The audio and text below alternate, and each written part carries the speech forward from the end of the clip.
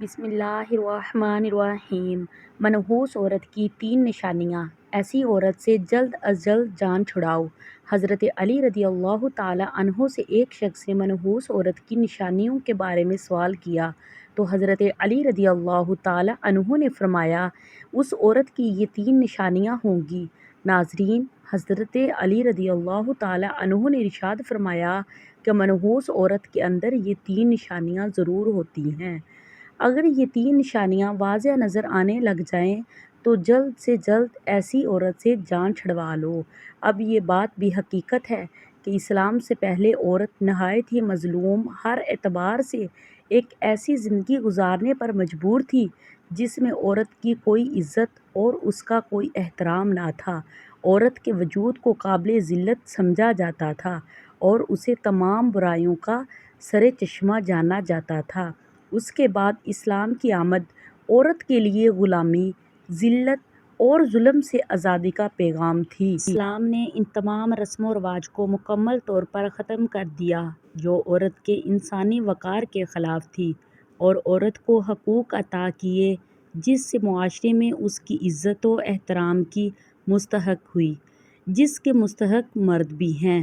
محترم ناظرین، اسلامی تعلیمات کے لحاظ سے عورت کا تو پہلا روپ ہی اس دنیا میں رحمت ہے۔ بیٹی بن کر پورے خاندان کے دلوں پر راج کرتی ہے، بہن بن کر بھائی کی سچی اور مخلص دوست اور ماں کا بازو بن جاتی ہے، اور جب بیوی بنتی ہے تو ہمیشہ ساتھ نبھانے والی اور ہر دکھ اور سکھ کا ساتھی بن جاتی ہے۔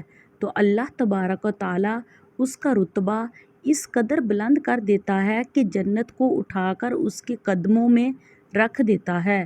حضرت علی رضی اللہ تعالیٰ عنہ نے ارشاد فرمایا ہے کہ مرد کی مردانگی کی سب سے عظیم اور بلند تر سطح یہ ہے کہ کسی مرد کی وجہ سے کبھی بھی کسی عورت کی آنکھ میں آنسو نہ آئیں۔ ناظرین، جان لیجیے کہ کسی بھی معاشرے میں عورت کا فطری مقام اس کا گھر ہے، جہاں وہ اپنی چھوٹی سی ریاست کی ملکہ ہے۔ اسلام نے عورت کو وہ مقام اور مرتبہ عطا کر دیا ہے جو کسی دوسرے مذہب نے عورت کو عطا نہیں کیا۔ اسلام نے مرد کو عورت کا محافظ قرار دیا ہے، اور یہ ہمارا مذہب اسلام ہی ہے جس نے خاندانی رشتوں کی پہچان کروائی ہے۔ اس ویڈیو میں عورت کی کچھ ایسی خوبیاں بیان کی جا رہی ہیں کہ جن سے عورت کا کردار مزید مزین ہو جاتا ہے۔ ساتھ ہی ساتھ عورت کی 3 ایسی غلطیوں کے بارے میں بتایا جائے گا جن کے سبب عورت کو منحوس قرار دیا گیا ہے، اور یہ 3 کام یا 3 غلطیاں جو بھی عورت کرتی ہے تو وہ منحوس عورت کہلاتی ہے۔ اس حوالے سے حضرت علی رضی اللہ تعالیٰ عنہ کا قول بھی آپ کو بتائیں گے کہ آپ رضی اللہ تعالیٰ عنہ نے اس بارے میں کیا ارشاد فرمایا ہے۔ تمام خواتین کو یہ بات ہمیشہ یاد رکھنی چاہیے کہ جب بھی عورتوں کی نیک خوبیوں کی بات ہوگی تو شوہر کی فرمانبرداری سرفہرست ہوگی۔ قرآن پاک میں اللہ تعالیٰ ارشاد فرماتا ہے کہ نیک عورتیں وہ ہیں جو فرمانبردار ہیں اور خاوند کی غیر موجودگی میں اپنے مال و آبرو کی حفاظت کرنے والی ہیں۔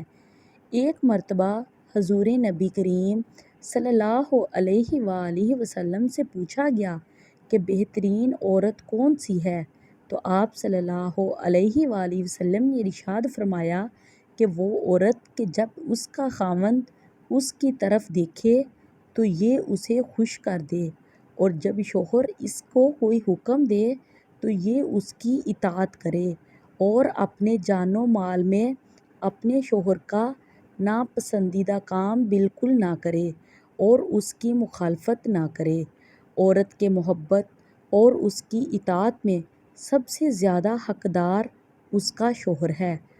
اس کا اندازہ اس بات سے بخوبی لگایا جا سکتا ہے کہ نماز عبادت کی نہایت اعلیٰ قسم ہے اور سجدہ اس کی چوٹی ہے، لیکن اسلام نے شوہر کا مقام و مرتبہ واضح کرنے کے لیے اتنی اونچی مثال بیان کی ہے کہ سیدنا ابو ہریرہ رضی اللہ تعالیٰ عنہ سے روایت ہے کہ نبی کریم صلی اللہ علیہ وآلہ وسلم نے فرمایا کہ اگر میں اللہ تعالیٰ کے سوا کسی اور کو سجدہ کرنے کا حکم دیتا تو بیوی کو اپنے شوہر کو سجدہ کرنے کا حکم دیتا۔ پھر آپ صلی اللہ علیہ وآلہ وسلم نے ارشاد فرمایا، اس ذات کی قسم جس کے قبضے میں محمد صلی اللہ علیہ وآلہ وسلم کی جان ہے، عورت اپنے رب کا حق ادا نہیں کر سکتی جب تک وہ اپنے شوہر کا پورا حق ادا نہ کرے، حتیٰ کہ اگر اس کا شوہر اسے بلائے اور وہ سواری پر ہو تب بھی اپنے آپ کو نہ روکے۔ حدیث مبارکہ میں ہے کہ جس شوہر کو اپنی بیوی سے تکلیف پہنچتی ہے، جنت کی حوریں اسے بد دعا دیتی ہیں۔ نیک عورت کی ایک خوبی ستر و حاجات کی مکمل پابندی کرنا بھی ہے۔ مسلمان عورت کے لیے پردہ کرنا اسلام کی خصوصیات میں سے ایک ہے۔ پردے میں مسلمان عورت کی عزت و وقار کی حفاظت ہے۔ پردہ ایک رحمت ہے۔ اسلام نے عورت کو انتہائی بیش و قیمتی سرمایہ قرار دیا ہے، اس لیے اس کی حفاظت کا خصوصی انتظام بھی کیا ہے۔ زمانہ جاہلیت میں پردے کا کوئی رواج نہیں تھا اور یہ صرف اور صرف ایک اسلامی حکم ہے، یعنی اسلام نے پردے کا حکم نافذ کیا ہے۔ خواتین یہ بات بھی جان لیں کہ ان کے لیے اپنے شوہر کی اطاعت کتنی اہم ہے۔ قرآن و حدیث میں اس کی تاکید اس طرح سے آئی ہے کہ جو کام بھی کرو اس میں اپنے شوہر کی اجازت حاصل کرو۔ اس سلسلے میں چند احادیث یہاں پیش کی جا رہی ہیں۔ نبی کریم صلی اللہ علیہ وآلہ وسلم نے ارشاد فرمایا کہ کوئی عورت اپنے شوہر کی موجودگی میں اس کی اجازت کے بغیر نفلی روزہ نہ رکھے۔ اس کے علاوہ بھی چند نیک خوبیوں کا ذکر کریں گے، لیکن پہلے آپ کو حضرت علی رضی اللہ تعالیٰ عنہ کے فرمان کے مطابق بتاتے ہیں کہ بدبخت اور منحوس عورت کی 3 نشانیاں کون کون سی ہیں۔ کہا جاتا ہے کہ ایک مرتبہ ایک شخص حضرت علی رضی اللہ تعالیٰ عنہ کے پاس آیا اور عرض کرنے لگا کہ یا علی، وہ کون سی عورت ہے جو گھر کے لیے منحوس ہوتی ہے؟ تو حضرت علی رضی اللہ تعالیٰ عنہ نے فرمایا، اے اللہ کے بندے، اللہ تعالیٰ نے کسی بھی انسان کو منحوس پیدا نہیں فرمایا، مگر افسوس کہ یہ انسان کے اعمال ہی ہوتے ہیں جو انسان کو زندگی کی پریشانیوں میں دھکیل دیتے ہیں۔ تو یہ شخص حضرت علی رضی اللہ تعالیٰ عنہ سے پوچھنے لگا کہ یا علی، وہ کون سے کام ہیں؟ تو حضرت علی رضی اللہ تعالیٰ عنہ نے ارشاد فرمایا، گھر کے لیے وہ عورت پریشانی کا سبب بنتی ہے جس کی رگ رگ میں یہ 3 عیب پائے جاتے ہیں۔ پہلا یہ کہ وہ اپنے گھر والوں کی غیبت کرتی ہو اور ادھر کی بات ادھر پہنچاتی ہو، جبکہ دوسرا یہ کہ وہ بار بار جھوٹ بولتی ہو۔ تیسرا عیب جو کسی عورت کو منحوس بنا دیتا ہے، نبی کریم صلی اللہ علیہ وآلہ وسلم کے فرمان کے مطابق جو عورت اپنے شوہر کو بلانے پر اس کے پاس نہ جاتی ہو تو فرشتے آسمان پر ایسی عورت پر لعنت بھیجتے ہیں اور ایسی عورت گھر کے امن، چین اور سکون کے لیے منحوس ثابت ہوتی ہے۔ محترم ناظرین، جان لیجئے کہ یہ 3 عادت ہیں جو کسی بھی عورت میں ہوں گی تو وہ اپنے ساتھ ساتھ اپنے گھر والوں کو بھی برباد کر دیتی ہیں اور اس گھر کی خوشحالی اور سکون کو بھی برباد کر دیتی ہیں۔ یہ 3 کام یعنی غیبت کرنا، شوہر کی بات نہ ماننا، جھوٹ بولنا، یہ 3 کام کسی بھی عورت کو ہرگز نہیں کرنے چاہیے، جبکہ ان 3 کاموں میں سے 2 کام تو ایسے ہیں جو کہ عورتوں کے ساتھ ساتھ مردوں کو بھی نہیں کرنے چاہیے، یعنی غیبت کرنا اور جھوٹ بولنا، کیونکہ یہ بہت بڑا گناہ ہے۔